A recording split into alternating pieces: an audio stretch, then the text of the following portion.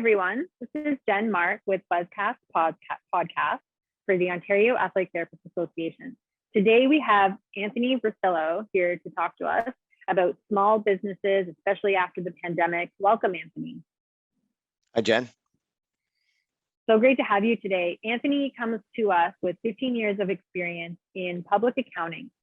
His area of practice is focused on income tax and providing tax planning and compliance services for individuals, corporations, trusts, estates, and partnerships in various industries, including healthcare and technology sectors. So glad to have you here. This is obviously so timely with athletic therapists and the pandemic and not being able to work, and all that stuff. Yeah, for sure. And just meeting this way is, I guess, a reflection of that too. So happy to be here. Yes, this is our new normal, I suppose, right? Yeah, for the moment it is, and maybe going forward, who knows, Mm-hmm. Talk to me a little bit about some of the the issues that health professionals will be facing right now. Well, I mean, there's a wide range of concerns they have, and I don't know if it's any different than any other business owner or industry for that matter. What tends to vary is really where they are in terms of their business life cycle, and whether they're starting out or in the growth or maturity phase or just looking to sell or retire. People want to understand just the risks that they're confronted with at that particular time and with respect to their life situation. So, their plans have to adjust and adapt and be effective for what their outcomes or goals are. And that's where we come in. And those risks vary across the board too, depending on that phase. So particularly it's with respect to reputation or branding and wealth preservations. Mm-hmm. Those are key. And the type of strategy or advice will be, again, predicated on what their goals are and what their outcomes or objectives are and the time horizon involved. And making sure that I suppose that's flexible now that everything has changed a little bit. Maybe some businesses have changed. Talk to me a little bit about the flexibility of your goals and outcomes and so on. Yeah, for sure. And it's interesting you kind of phrase it that way, because depending on where you're at in that, I guess, business and personal life cycle or stage of life, you could take advantage of certain opportunities that the pandemic or other risks or market factors could present for you. So, for example, if you're starting out a new business during the pandemic, if you had the fortitude and the desire to do so, perhaps that was a great time to take advantage of some government programs or funding or just the liquidity at the government and bank levels that they were providing in order to help facilitate job growth and get mm-hmm. businesses started. Sometimes it's not necessarily specific to the pandemic, but certain programs can afford you that opportunity depending on the flavor of the month or who's in power and what sort of, I guess, the niche marketability is with respect to your industry. When you look at somebody who may be retiring or looking to involve other family members as part of their mm-hmm. business and maybe retire in 5-10 years, and there seems to be a dip in the marketplace and maybe their business is negatively impacted for the short term. I mean, you never know for real, but you can put planning in place that could be a lot more effective and provide a lot more benefits down the road should you recover and come out of that pandemic or risk on the other side. And you can take advantage of the dip for a larger upswing and benefit you and your family on an exit strategy, let's say, later on. So when values are down, there's opportunities. When values are up, there's different opportunities. So those risks can be turned around to be taken advantage of depending on what you're doing and what your goals are. Yeah, 100%. Thank you. So kind of talking about with that, the pandemic was tricky for small businesses, not just healthcare providers, but most small businesses. Talk to me a little bit about some of those issues specifically that the pandemic brought with the customers that you're working with. So for my clients, a lot of it had to do with maintaining cash flows. That was number one. And, if you were self-employed, that was a little bit easier to manage. If you were just a one individual proprietor, as your business had a lot more significant parts to it and pieces that you needed to manage, well, that's where you needed to take care of employees and take care of rent and take care of overheads and expenses. When money's not coming in the door, it's a lot harder to manage those risks. And if you're already leveraged with the bank, well, that makes it even exponentially harder. So there were a lot of government programs that were made available, and we, as a professional firm, we pivoted our focus and attention on helping clients navigate those programs and taking advantage of the ones that were appropriate and applicable for them that could help them. And it was coming fast and furious, and it was hard enough for us to keep up and keep it straight and understand what was out there and what was the best way to kind of take advantage of them. And while clients were equally as confused as most of the marketplace was, they had a business to worry about. So we had to fill that void and come in and do a lot of educating, a lot of communicating, and taking advantage of those programs were, I think, the key to righting the ship and just weathering the storm in the meantime. So cash flow was king.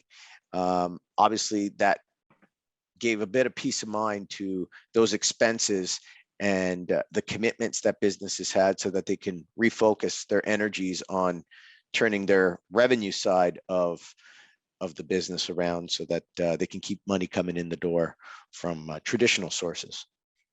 Right. Yeah. Such a stressful period for sure. I'm sure for you guys as well, keeping up with everything. No doubt. Yeah, for sure. So you had mentioned that you had to do a lot of educating, which I know a lot of small business owners are going in with a lot of passion, and they're trained in something, not necessarily in business management. How do you feel in terms of, the healthcare profession, probably most professions, having a little bit more information, having a little bit more formal training in business management? Yeah, I mean, I don't think education ever hurts. And I don't think as a professional, it ever stops. The marketplace continues to evolve. The subject matter, the technical subject matter that you focus on in practice area, that continues to evolve, whether you're in healthcare or you're an accountant, a doctor, a lawyer, it doesn't matter. The technical field or the science of what you're dealing with evolves, and you got to keep up on that. And it's more important to focus on that to make sure you can deliver something to the marketplace and be profitable and successful in your business endeavor. But at the same time, there's some basic fundamentals that I think everybody needs to appreciate and understand. And you can either take a huge risk and not care about them and fly by the seat of your pants and still be successful. I mean, people do that all the time until they hit a wall or hit a barrier that they can't deal with on their own, or don't even realize that it's there in the first place. So whether business owners or clients, for that matter, identify their own risks, or we point it out to them, there's an understanding that you need to have just to be able to operate your business from an administrative standpoint, just on a compliance side, as sort of a base level understanding that I think everybody should have. I don't think you need a full-blown business degree. That's not what I'm saying. But there's some basics of accounting, finance, marketing, management, you name it, in those categories that I think everybody should have. Well, I think you talked about that right off the top, even in terms of branding and knowing what your goals are and where you are in your business cycle or your life cycle, identifying those things. Yeah, exactly. I mean, it's pretty hard to start out when you don't know how you're going to sell something to someone. What are you doing and how are you going to sell it? So with healthcare, on healthcare providers, with the pandemic and lots of small businesses have had a hard time. There's been a kind of a new normal that was set during the pandemic, and a lot of healthcare providers really found it tough financially to maintain that new normal. And I think that's PPE and cleaning practices and how many people you can have in, obviously reduced client load. Talk to me a little bit about recovering out of sort of the COVID pandemic, getting back to our either an old normal or managing the new normal? Yeah, that's maybe a lot more businesses are realizing that they have to do something different or maybe adapt to factors because it's affecting everyone. And when it's only affecting a certain or a particular segment or a certain fraction of a particular industry, it doesn't really make mainstream news. But when something happens in the world and it affects everyone, well, now it's a risk for everyone, or at least significantly most businesses. And you kind of go back to a lot of the basics, and I guess in this environment, just like we're doing here, you leverage technology. That should be at the top of the list. And where you can take advantage of, I guess, adapting your service or product and the delivery of it through the use of technology and automation, where it makes sense, of course. I think that can always give you a step up. And we've had a lot of clients who were successful in that regard. I mean, even as us as accountants and business advisors, I mean, the amount of Zoom calls we jumped on prior to the pandemic versus after, it's night and day. Yeah. And now, I'm talking to networks of people across the world a lot more regularly than I would, my colleagues down the hall. So, I mean, it is no different, and every business should be looking to technology. And with that sort of in mind, I think that kind of fuels the thinking and the creative juices down the whole idea of understanding your market and understanding what you need to do differently in order to be successful and differentiate yourself from the pack. Because the ones who can get out there first, usually there's a bigger prize at the front end of that path. At the same time, understanding what you want to do and what you like to do kind of curtails right into that specialization and differentiation idea. And if you're leveraging that along with, the delivery of a service or product to market that nobody else can do or is doing yet, then that usually equals more profits and a lot more fulfillment from your business as well. Yeah, and I guess adding the stability and coming out of something like this. Oh, yeah. No doubt. So Anthony, we're going to be partnering with you for, as representing with BDO, about some virtual knowledge cafes on business management and so on. Talk to me a little bit about some of these courses and what you're excited about sharing with our athletic therapists. Yeah, sure. And it's really exciting for me too, because this is something I feel like I do every day with all my clients, and putting it in a setting where you actually have an attentive audience is that much more, I guess, engaging for me as well. So I'm excited. It's, going to cover a whole wide range of topics with respect to business and income taxes, and I guess some legal thrown in there. We're talking about tax issues, starting a business, whether you should be incorporating or not, managing your taxes and your cash flows, buying, selling your business. I mean, everything in between and beyond that as well. I guess it's really endless how far we can go with the topics, but I think we'll tighten it up, at least to start, have a short list that's concise and appropriate to get things going. That's great. And I can hear your passion of how much you like working with small business entrepreneurs. For sure. And it is that energy that I thrive off of. And that's why I do what I do. People always ask, like, you're an accountant. Well, that must be boring. And I say, well, it can be boring, but it's exciting when you're dealing with the people and, understanding what they're trying to do and what they're dealing with and helping them.